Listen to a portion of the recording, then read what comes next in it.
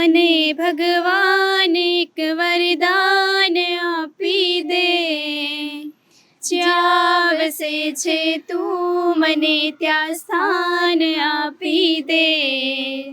તું મને ભગવાન એક વરદાન આપી દે, જ્યાં વસે છે તું મને ત્યાં સ્થાન આપી દે. હું જીવું છું જે જગતમાં ધ્યાનથી જીવન, જિંદગીનું નામ છે બસ બોજ ને બંધન. આખરી અવતારનું મંડાણ બાંધી દે. નમસ્કાર, વિશેષ વિથ દિનેશની વિશેષ રજૂઆત ગાયકોની ગોતમાં હું ગાયકોની ગોત કરતો ગાંધીનગરના આલમપુરની શક્તિ વિદ્યાલયમાં આવ્યો છું. સાબરમતી નદીના કિનારે છે અને આ જે અવાજ છે એ અવાજની માયા આખા ગુજરાતને મારે લગાડવી છે.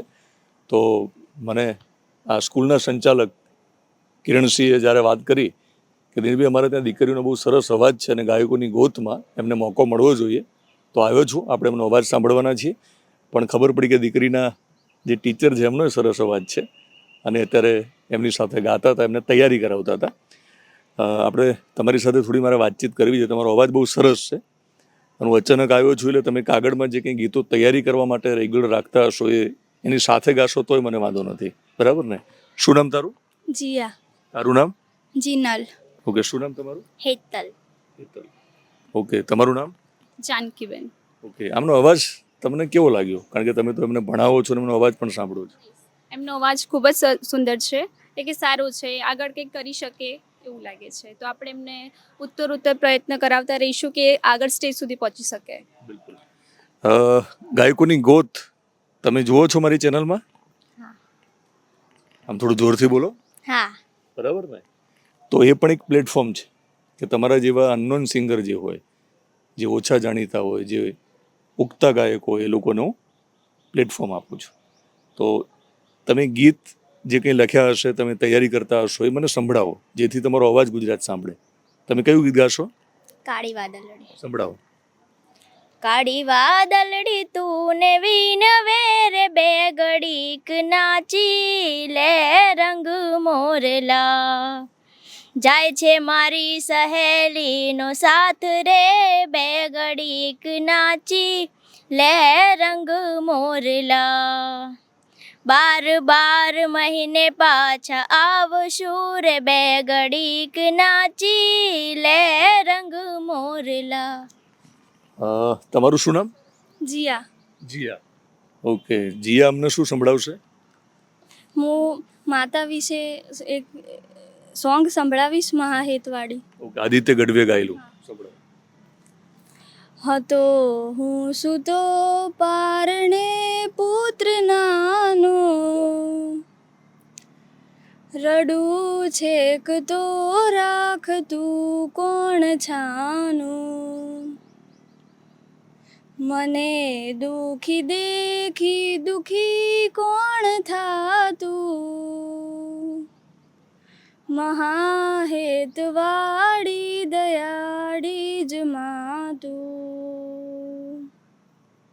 હતો હું સુતો પારણે પુત્ર નાનો,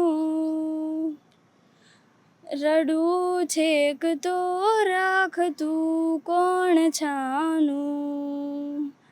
મને દુખી દેખી દુખી કોણ થાતું, મહાહેતવાળી દયાળી જ માતું. વાહ. તમારું શું નામ? જીનલ. જીનલ, શું સંભળાવશો? એક દીવાની દિવેટે મુગલ કરતી મારા કામ, એક દીવાની દિવેટે મુગલ કરતી મારા કામ. રુદિયામાં રાખું મુગલ જપું તારા જાપ, રુદિયામાં રાખું મુગલ જપું તારા જાપ. એક દીવાની દિવેટે મુગલ કરતી મારા કામ, એક દીવાની દિવેટે મુગલ કરતી મારા કામ. રુદિયામાં રાખું લાખો મુગલ જપુતા રાજા. ઓકે, તમે કયું ભણો છો? 11th. ઓકે, 11મા ધોરણમાં. ઓકે, બહુ નાના હતા ત્યારથી ગાવાનો શોખ છે? હા. ત્યારથી. ઓકે, બીજું ગીત સંભળાવશો? ગાજે છે ગીત જ્યાં હેતનાર રંગ ભર્યું નાનું રૂપાળું મારું ગામડું. નદીઓ નદીમાં મીઠા નીર રે રંગ ભર્યું નાનું રૂપાળું મારું ગામડું. સુખમાં સુખિયા સહુ સાથ મારે રંગ ભર્યું નાનું રૂપાળું મારું ગામડું. તમને ગામડું ગમે કે શહેર? ગામડું. ગામડું ગમે છે. ઓકે, શહેર કેમ પસંદ નથી? ગામડામાં નેચરલ જે પ્રકૃતિ સાથે રહી શકો. હા તો અહીંયા સ્કૂલમાં ગામડા જેવો માહોલ પણ છે ને, ઘણા બધા ઝાડ છે. ઝાડ છે, ઓકે, તો ઝાડ નીચે ભણવાની પણ મજા આવે છે. મજા આવે છે. ઓકે, અને ઝાડ નીચે જ તમે ટીચર જોડે તૈયારી કરતા હતા ને ગીતની, તો તમે કયું ગીત સંભળાવશો? વાલા આ તો વાલપનું છે વાણ એને પાર તું ઉતાર. વાલા આ તો વાલપનું છે વાણ એને પાર તો ઉતાર. મારી આંખે ઉજાગરા દીને રાત ક્યાં રમી આવ્યા કાન રાત લડી. ઓ મારી આંખ્યું જુએ કાન તારી વાટ ક્યાં રમી આવ્યા કાન રાત લડી. તમે ગાતા હોય ને પછી બીજી ત્રીજી લાઈનથી તમે કોરસમાં ગાઈ શકો, મજા આવે તો તમારી પાછળ ગાવાનું શરૂ કરી શકો તમે. ઓકે, કયું ગીત સંભળાવશો? દ્વારિકાનો નાથ મારો રાજા રણ છોડે છે એને મને માયા લગાડી રે. એણે મને માયા લગાડી મારા વાલા. એણે મને માયા લગાડી મારા વાલા. એણે મને માયા લગાડી રે. સુદામાનો મિત્ર મારો રાજા રણ છોડે છે એને મને માયા લગાડી રે. દ્વારિકાનો નાથ મારો રાજા રણ છોડે છે એને મને માયા લગાડી રે. મિત્રો, દ્વારકાના નાથને પ્રાર્થના કરીએ કે આખા ગુજરાતને આ દીકરીઓના અવાજની માયા લાગે અને બહુ જાણીતી ગાયિકાઓ બને ભવિષ્યમાં. અને પછી ગુજરાતની જાણીતા ગાયકોની યાદી જ્યારે બને એમાં પણ ત્રણેય વચ્ચે સ્પર્ધા થયું રાખીએ કે પહેલા બીજા અને ત્રીજા ક્રમે કોણ રહેશે. ત્યારે ઇન્ટરવ્યૂ આપશો મને પછી એ વખતે? હા કેમ? આપીશું. પાક્કો? તમે પણ આપશો? તમે પણ આપશો? આપશું. એનો મતલબ તમારે નંબર 1 બનવાનું નક્કી કરી લીધું છે તમે, બરાબર ને? બીજું કંઈ સંભળાવશો હજુ? કયું ગીત છે? કરો, સંભળાવો.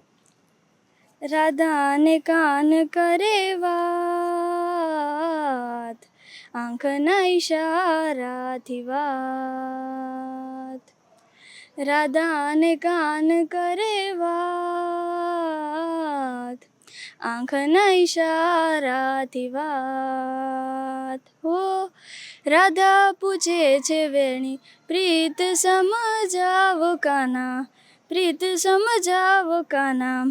કાનો કહે છે તારો સાથ. રાધાને કાન કરે વાત આંખના ઈશારાથી વાત. તમારે ગાવું છે હવે કે છે તૈયાર કરેલું કોઈ ના ગાયું હોય? કયું? ઓકે, આ કયું છે? ઓકે, સંભળાવો. ઓખો તો દુનિયાથી નોખો કહેવાય. દ્વારિકાના દેવની તો વાત જ નો થાય. ચરણો પખાડે જ્યાં સાગર ગંભીર નિર્મળ જ્યાં ખડખડતા ગુમતી ના નીર. ને જો ઠાકરનો જ્યાં આભે લહેરાય. દ્વારિકાના દેવની તો વાત જ નો થાય. હવે મારે કિરણસિંહ સાથે વાતચીત કરવી છે. વાત આમના ગીતમાં પણ આવ્યું હતું, આમના ગીતમાં પણ એ શબ્દ આવ્યો છે, તો મારે એમની સાથે વાત કરવી છે કે શાળાકીય પ્રવૃત્તિ કરવાની સાથે સાથે આ પ્રકારની ટેલેન્ટને એ શા માટે શોધે છે અને મારા સુધી પહોંચાડે છે, તો એમની સાથે વાતચીત કરીશું. પણ એ પહેલાં તમારે ગાવું છે હવે કાંઈ? ઓકે. વીરને ઝરી ભરેલા ભરેલા ભરેલા, વીરને ઝરી ભરેલા સાફા રે, વીરને જોટાડી બંદૂક, વીરને તલવારે તન ફૂમકારે, વીરને રૂમાલે રતન, વીરને ઝરી ભરેલા સાફા રે, વીરને જોતારે બંદૂક. તમારા કઈ ટીચર ગાવું છે હવે? તમે રહી જશો ને તરા બધા આગળ જતા રહેશે. ગાવું છે? Okay okay. પણ તમે સરસ કામ કરો છો. એક પ્રાર્થના છે બસ. તો પ્રાર્થના બધા સાથે ગાવ. ચાલો. તું મને ભગવાન એક વરદાન આપી દે, જ્યાં વસે છે તું મને ત્યાં સ્થાન આપી દે. તું મને ભગવાન એક વરદાન આપી દે, જ્યાં વસે છે તું મને ત્યાં સ્થાન આપી દે. હું જીવું છું જે જગતમાં ધ્યાનથી જીવન, જિંદગીનું નામ છે બસ બોજ ને બંધન. આખરી અવતારનું મંડાણ બાંધી દે, જ્યાં વસે છે તું મને ત્યાં સ્થાન આપી દે. તું મને ભગવાન એક વરદાન આપી દે, જ્યાં વસે છે તું મને ત્યાં સ્થાન આપી દે. આ ભૂમિમાં ખૂબ ગાજે પાપના પડગમ, બેસુરી થઈ જાય મારી પુણ્યની સરગમ.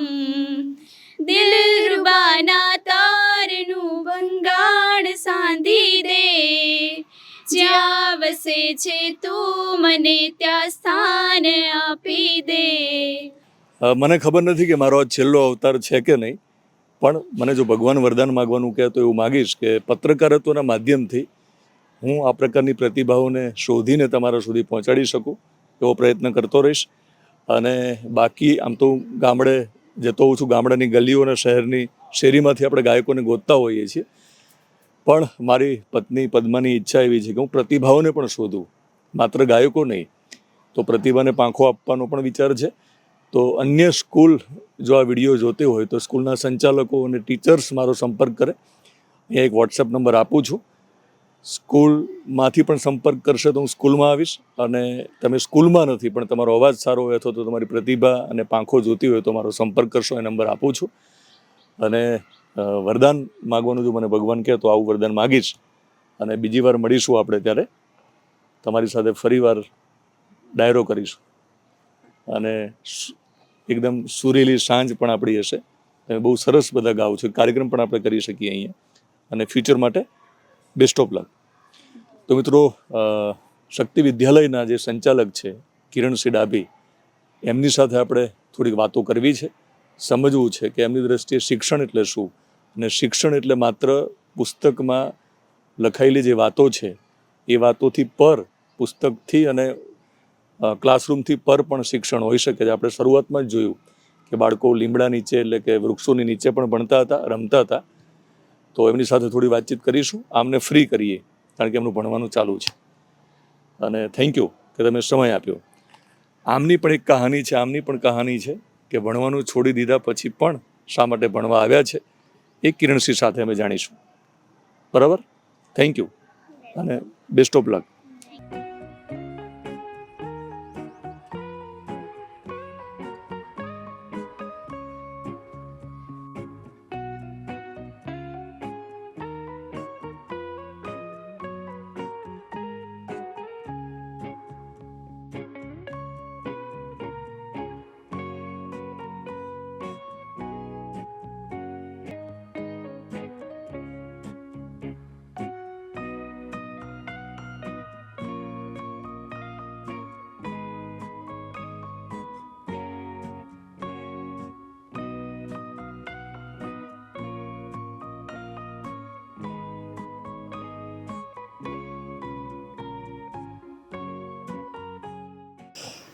કિરણશ્રી સમર્પણ ચેરિટેબલ ટ્રસ્ટ ના કારણે મારી સાથે સંપર્કમાં ઘણા સમયથી છે. તમે કદાચ ભૂતકાળમાં મારી ચેનલમાં એમને જોયા પણ હશે. પણ ગાયકોની ગોત માટે જ્યારે મને ફોન આવ્યો કે દીકરીઓ સરસ ગાય છે તો આવ્યો છું, તો એ પણ ગોતે છે ટેલેન્ટને, જેમાં શક્યતાઓ છે કે શિક્ષણ મળે તો બહુ મોટી ઉડાન ભરી શકે એ પ્રકારની ટેલેન્ટ શોધે છે. તો જે દીકરીની મેં ત્યાં એક વાત કરતાં મેં ઉલ્લેખ કર્યો, તો દીકરીએ ભણવાનું છોડી દીધું હતું. તમે શક્તિ વિદ્યાલયમાં એને લઈને આવ્યા અને એનું ભણવાનું શરૂ થયું. એના વિશે થોડી વાત કરો, પછી આપણે વાત કરીએ. જી દિનેશભાઈ, પહેલાં તો આપનું સ્વાગત છે શક્તિ વિદ્યાલયમાં. વાત કરું દીકરીની તો સમર્પણ ચેરિટેબલ ટ્રસ્ટ છે અમારું, ગાંધીનગરમાં એ કેમ્પસ આવેલું છે. અને અમારું શક્તિ વિદ્યાલય આલમપુર મુકામે સરસ અમારી 1 થી 12 આર્ટ્સ કોમર્સની સ્કૂલ ચાલે છે. આ સ્કૂલ અહીં ચાલે છે તો આજુબાજુના ગામડાના દીકરા દીકરીઓ ભણતા હતા દિનેશભાઈ. એ મારો એક કોન્સેપ્ટ હતો કે આજુબાજુમાં જે ગામડા છે એના દીકરા દીકરીઓ ભણતા થાય. તો એ બધા ગામડાઓનો હું સર્વે કરતો હતો. તો સર્વે કરતાં એક વીરા તલાવડી કરીને ગામ છે, એ ગામમાં મારે જવાનું થયું. તો એ સર્વે કરતાં મને જાણવા મળ્યું કે ત્યાં 2 દીકરીઓ છે અને એ દીકરીઓનો મેં અવાજ સાંભળ્યો હતો, એમનું ગાતા મેં સાંભળ્યું હતું. એમાંની એક દીકરી એણે ભણવાનું છોડી દીધું હતું. એટલે શિક્ષકનો જીવ છું એટલે બાળકો પ્રત્યે મારું વિશેષ ધ્યાન જાય. તો એ દીકરીઓને હું મળ્યો અને એમના પેરેન્ટ્સ સાથે વાત કરી. તો એમણે કીધું કે સર હવે ભણવાનું છોડી દીધું છે અને દીકરી છે તો આગળ નથી ભણાવી. પછી એમની સાથે હું બેઠો, બધી વાતો કરી અને એ હેતલ નામની દીકરી એને મારી સ્કૂલમાં ભણવા માટે મેં વાલીને સમજાવ્યા. વાલી માની ગયા અને અત્યારે એ દીકરીને હું ભણવા માટે આપણી શક્તિ વિદ્યાલયમાં એને એડમિશન મેં કર્યું છે. હેતલ પણ છે ને એની સાથે જીયા કરીને દીકરી છે. અને બંને દીકરીઓ ખૂબ સરસ દિનેશભાઈ ગાય છે. તો મને થયું કે હું દિનેશભાઈને વાત કરું અને કદાચ એમને પ્લેટફોર્મ મળે ગાયકોની ગોતમાં તો કદાચ એ દીકરીઓ ક્યાંક આગળ સરસ નામ કરે એવું છે. એ માટે એક આ પ્રયત્ન કર્યો છે. તો 2 દીકરીઓનો અવાજ સાંભળીને એમને ગાયકોની ગોતના શોમાં એમને પ્લેટફોર્મ મળે એના માટે મારો સંપર્ક કર્યો. પણ એ આવીને ખબર પડી ત્રીજી દીકરી પણ સારું ગાય છે અને એમના ટીચર પણ સારું ગાય છે. તો એમને આપણે સાંભળ્યા છે. પણ મારે થોડુંક એ સમજવું છે કે તમે જ્યારે શક્તિ વિદ્યાલયનું સંચાલન કરી રહ્યા છો તો તમે શિક્ષણ મળે દીકરીઓને એ અગત્યતા તમને સમજાણીને તમે બહુ ટેલેન્ટેડ છે, પર્સન્ટેજ પણ બહુ સારા છે, તો એ લોકો તમારા ત્યાં ભણવા માટે આવ્યા જ છે. પણ ભણવાની સાથે સાથે આ સ્કૂલમાં બીજી કઈ ઇતર પ્રવૃત્તિઓ પણ તમે કરાવો છો? દિનેશભાઈ, આમ તો હું શિક્ષણ સાથે છેલ્લા 25 વર્ષથી જોડાયેલો છું અને ગ્રામ ભારતી અને ગુજરાત વિદ્યાપીઠ જેવી સંસ્થાઓમાં મેં પોતે શિક્ષણ મેળવ્યું છે. એટલે અત્યારે મોટાભાગે આપણે જોતા હોઈએ છીએ કે સર્વાંગી વિકાસની વાતો બધા કરતા હોય છે, પણ સાચા અર્થમાં શિક્ષણની અંદર બાળકોનો સર્વાંગી વિકાસ કેટલો થાય છે આપણે જાણીએ છીએ. મોટાભાગે માનસિક વિકાસની બધી વાતો વધારે હોય છે. એટલે જે સંસ્થાઓમાંથી હું શીખ્યો છું કે બાળકનો સર્વાંગી વિકાસ થવો જોઈએ, એ ખાલી વાતો પૂરતો સીમિત ના હોવો જોઈએ અને બાળકોનો સાચા અર્થમાં સર્વાંગી વિકાસ થવો જોઈએ કે ખાલી પુસ્તકીય જ્ઞાન 4 દિવાલ પૂરતો બાળક સીમિત થઈ જાય, 4 દિવાલોની વચ્ચે એ શિક્ષણ મેળવે, એ સીમિત ના કરતાં બાળકોને વિશાળ ફળક ઉપર લઈ જવા માટે એમને અલગ અલગ પ્રકારની એક્ટિવિટીઓ છે, સ્પોર્ટ્સની એક્ટિવિટી છે, બધા ઉત્સવ ઉજવણી છે, બધા કાર્યક્રમોની ઉજવણી છે, એવું અમે અહીંયા કરાવીએ છીએ. અને કરતાં બાળકોમાં જે ટેલેન્ટ પડેલું છે એ બહાર લાવવાનો અમે પ્રયત્ન કરીએ છીએ. તમે તો ગ્રામ ભારતી અને વિદ્યાપીઠમાં ભણેલા છો, એટલે જ કદાચ મને આ સ્કૂલના કેમ્પસમાં આટલા બધા વૃક્ષો જોવા મળે છે. હા, બિલકુલ સાચી વાત છે. ગ્રામ ભારતી અમારું 550-600 એકરનું કેમ્પસ છે દિનેશભાઈ. ક્લાસરૂમની સાથે પ્રકૃતિની વચ્ચે બાળકને ભણાવવા એ કેટલા જરૂરી છે? આમ તો અત્યારે આપણે જોઈએ છીએ કે સિટીમાં બધા હમણાં સરસ એક ગીત આવ્યું હતું કે ગામડું સૂનું પડતું જાય છે એમ. તો ખરેખર ગામડું સૂનું પડતું જાય છે અને બધા શહેર તરફ કમાવાની આશયથી જાય છે. પણ ગામડામાં જે વૃક્ષોની વચ્ચે જે જીવન છે એ શહેરમાં કદાચ નથી. એટલે હું માનું છું કે બાળકો એ વૃક્ષ સાથે જોડાયેલા રહે, એ પ્રકૃતિ સાથે જોડાયેલા રહે, તો એમાં એમના જીવનના મૂલ્યો જે દયા, પ્રેમ, કરુણા એ સાથે વધારે જોડાયેલા રહેશે. તો આજે આલમપુર છે એ આમ તો ગાંધીનગર શહેરને અડીને એકદમ, અને શહેરમાં જ ગણાય અને ગામડામાં પણ ગણાય ને, ક્યાં છીએ આપણે એક્ઝેક્ટ?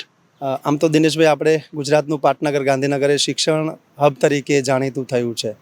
એની બિલકુલ કિનારે સાબરમતી નદી છે અને સાબરમતી નદીના કિનારે એક અમારું આલમપુર ગામ આવેલું છે અને ગામની એક આ શક્તિ વિદ્યાલય સ્કૂલ કેમ્પસ છે. એટલે સાબરમતી નદીના બિલકુલ કિનારે છે. એટલે ગાંધીનગર સિટીની નજીક પણ છીએ અને સાથે સાથે નદીના કિનારે ગામડું પણ હું કહી શકું.